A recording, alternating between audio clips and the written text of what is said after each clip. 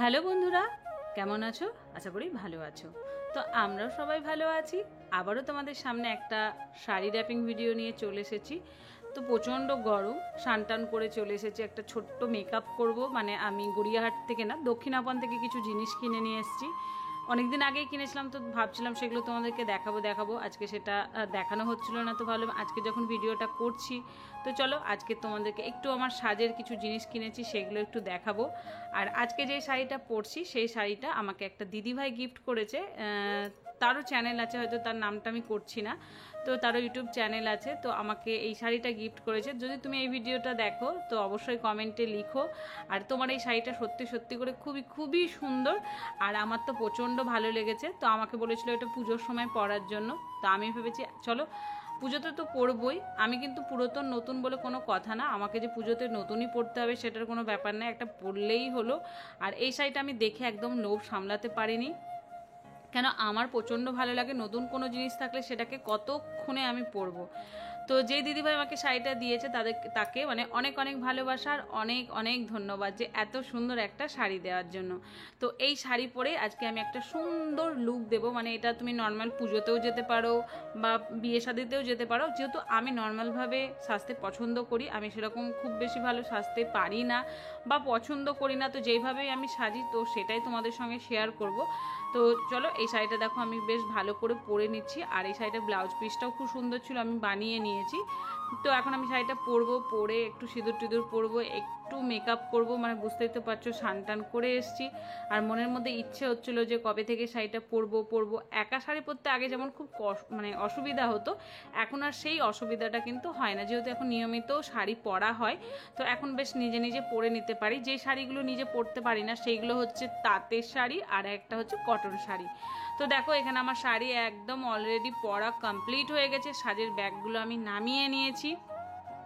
আর আমাকে এই শাড়িতে কীরকম লাগছে সেটা অবশ্যই কমেন্টে জানাবে। আর আমি শর্ট ভিডিও করব, এই কারণে ভাবি মাঝে মাঝে যখন শর্ট ভিডিও করি স্নান করে এসে এরকমভাবেই রেডি শেডি হয়ে নিই।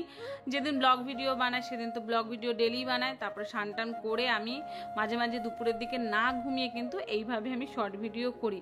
মনের ওপরে ডিপেন্ড করে, যেদিন মন ভালো থাকে সেদিন মনে হয় চলো ঠিক আছে ভিডিও করি, যেদিন মন ভালো না থাকে সত্যি বন্ধুরা কিছু করতেই ভালো লাগে না। তো আমার অনেক বন্ধুরা আছে যারা আমার শাড়ি পরা ভিডিও প্রচণ্ড মানে পরিমাণে পছন্দ করো। তো চলো ভাবলাম চলো তোমাদের ভালোবাসার জন্য শেয়ার করি। আমি চেষ্টা করি তোমাদেরকে ভালো রাখার জন্য আর ভালো ভালো ভিডিও করার জন্য। প্লিজ তোমরা আমার একটু ডেলি ব্লগগুলো দেখো, আমি চেষ্টা করছি একটু ভালো ভালো ভিডিও করার। তো এখানে দেখো আমি এখন চুলটাকে ভালো করে মুছবো, তার সঙ্গে কি কি ক্রিম লাগাবো, আমি যা ডেলি ইউজ করি ক্রিম তো সেটাই মাখি। তো চলো আমি সাজতে থাকি, তোমরা আমার সঙ্গে থাকো, দেখতে থাকো।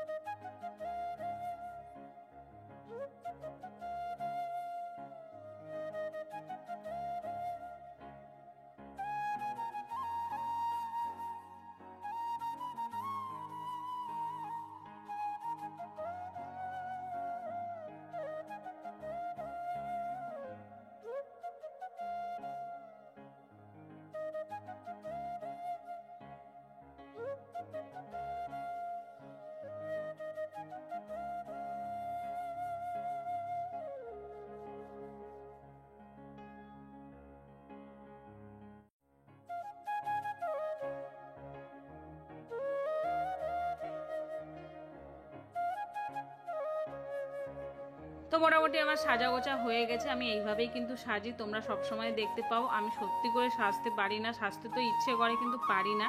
আর এই কানেরটা আমি দক্ষিণাপন থেকে নিয়েছি, এটা নিয়েছি, আরও দুটো নিয়েছি, সেগুলো আমি পরে পরে তোমাদেরকে দেখাবো, এখন না। তো এটা একটা নিয়েছি, গলার দুটো হার নিয়েছি, একটা দিদিভাইকে দিয়েছি, মানে আমার দিদিকে দিয়েছি। দক্ষিণাপনে সত্যি অনেক অনেক সুন্দর সুন্দর জিনিস থাকে, আর আমি এই টাইপের জিনিসগুলো পরতে খুবই ভালোবাসি। তো চলো, এই দেখো এই একটা কানের নিয়েছি, এটা মানে গ্রাউন্ডের সঙ্গে পরলেও ভালো লাগবে, এই কারণে নেওয়া হয়েছে।